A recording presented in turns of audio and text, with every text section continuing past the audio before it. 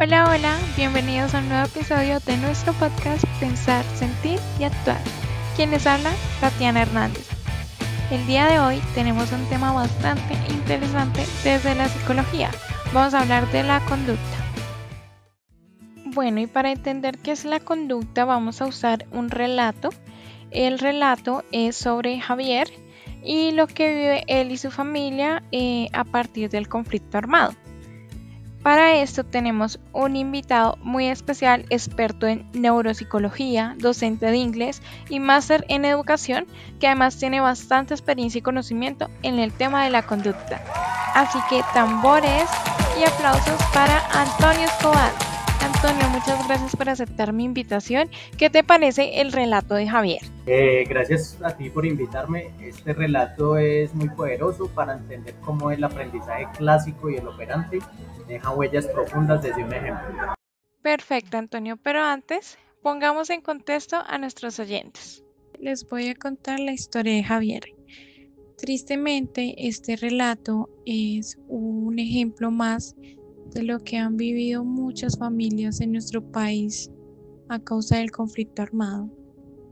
Javier es un niño de 11 años que vive con su mamá y su padre y un hermano menor. La mamá está en estado de embarazo, tienen un local en el pueblo y Javier le pide permiso para ir a misa con unas vecinas. Ella le da permiso, él se quiere llevar una bicicleta, ella le dice que para qué se la va a llevar, le pone un poquito de trabas, pero al final le da permiso y él va a misa. Cuando él se va para misa, el esposo llega asustado y le avisa a la señora que tuvo que cerrar el local porque vio que estaba llegando un grupo armado al pueblo y no sabían si eran militares o paramilitares. Se esconden en la casa inmediatamente, ella se empieza a angustiar por Javier porque Javier no llega, así que sale a buscarlo en su estado de embarazo. Cuando sale se encuentra unos paramilitares que la amenazan y le dicen que ella no puede estar ahí, que le van a disparar. Aún con su miedo, como toda madre, se enfrenta y dice que no va a dejar de buscar a su hijo. Javier llega en eso de las 7 de la noche, golpeado, y le dice que los tenían a todos reunidos en el polideportivo y que dijeron que los niños y las mujeres se podían ir, los hombres se quedaban. Así que él, pensando yo soy un niño, salió corriendo con los ojos cerrados por miedo a que le dispararan y llegó pues muy golpeado y muy asustado a la casa. La mamá empieza a sentir un dolor en el abdomen bajo, dolor que días después resulta que era un aborto y que perdió a su bebé, a la niña que estaban esperando. Adicional a esto, la familia y el municipio se adapta a convivir con este grupo armado debido a que se mantienen en el municipio e infunden miedo. Se enseñan a encerrarse muy temprano o a no hacer ruido, porque si algún perro o alguien hace ruido, le disparan. Se acostumbran al ruido de los helicópteros en el techo, a escuchar balaceras. Esto es lo que han vivido muchas víctimas del conflicto armado. Pasan los años y se termina por fin la pesadilla, se acaba el conflicto armado. Javier ya es un adulto, pero él se culpa por la muerte de su hermanita, por el aborto que tuvo su madre, y su familia vive con la tristeza y el miedo a que se repita nuevamente eso. Viven con constante inseguridad, se encierran temprano, no hacen ruido y mantienen los hábitos de aquella época de conflicto. En este relato tenemos dos conductas que vamos a analizar y la primera es la culpa persistente en Javier, porque él se culpa si es algo que él no pudo controlar y no pudo prever. Y nos pasa a nosotros, muchas veces nos culpamos por cosas que sucedieron en nuestra vida que no teníamos la manera de controlar. Esto desde el condicionamiento clásico. Antonio, ¿cómo nos lo puedes explicar? Aquí vemos un aprendizaje por asociación.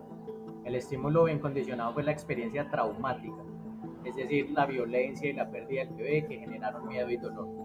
Con el tiempo, detalles aparentemente neutros como la bicicleta, la misa, incluso la frase "papi, no te lleves esa bicicleta", se convirtieron en estímulos condicionados.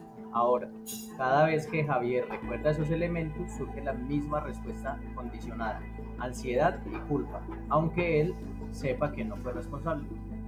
O sea, en el condicionamiento clásico es cuando nuestra mente asocia o enlaza diferentes objetos, olores, estímulos a esa experiencia o a ese estímulo incondicionado. El ejemplo asoció la misa, inmediatamente cuando hay un tema de misa, recuerda y de manera inconsciente se siente culpable. Exacto, y esa asociación se mantiene porque nunca hubo una experiencia que la rompiera, como una terapia de exposición o un diálogo reparador. Lo increíble es que esto es inconsciente, o sea, inconscientemente nos vamos a sentir mal por la asociación de esos estímulos y a veces de pronto lo tomamos porque no sé por qué soy así o esa es mi personalidad y resulta que son conductas que tenemos marcadas. Antonio, y la segunda conducta, ese miedo que permaneció en la familia, desde el conductismo operante, ¿nos lo puedes explicar, por favor? La familia aprendió que cerrar puertas y esconderse les daba alivio inmediato, dejaban de sentir el miedo a un ataque. Ese alivio actúa como refuerzo negativo.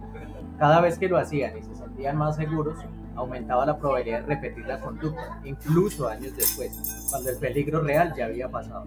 Es decir, que no es costumbre, sino que también de manera inconsciente es un comportamiento ya reforzado por la sensación de seguridad, de si hago esto yo voy a estar a salvo y que persiste. Sí, y eso explica por qué persiste y puede afectar su vida diaria. Muchas gracias, Antonio, ya me quedó mucho más claro. Y para ti, querido oyente, no te preocupes, tenemos síntesis de nuestra charla de hoy. El condicionamiento clásico es un tipo de aprendizaje en el que nuestro cerebro asocia dos cosas que ocurren al mismo tiempo. Un sonido, una frase, una imagen o un olor que antes no causaba nada, como la bicicleta, termina provocando una reacción automática porque siempre aparece y la asociamos junto con algo que sí nos afecta, que en el caso de Javier fue la pérdida del bebé. Y el condicionamiento operante es cuando aprendemos que nuestras acciones tienen consecuencias.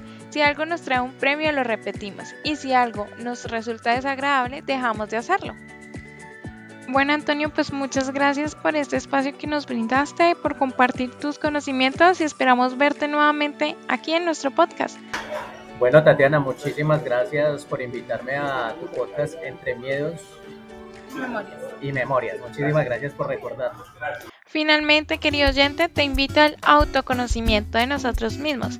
Entender el condicionamiento nos recuerda que muchas de nuestras costumbres no son al azar, se forman por las experiencias y las consecuencias de lo que hacemos. Si queremos crecer como personas, debemos reforzar los hábitos que nos hacen bien y soltar aquellos que nos frenan. Cada día tenemos la oportunidad de elegir qué conducta alimentar y cuáles dejar atrás. Hasta aquí nuestro capítulo de hoy, queridos oyentes. No olviden dejarme en los comentarios de qué tema les gustaría que habláramos en nuestra siguiente sesión. Chao, chao.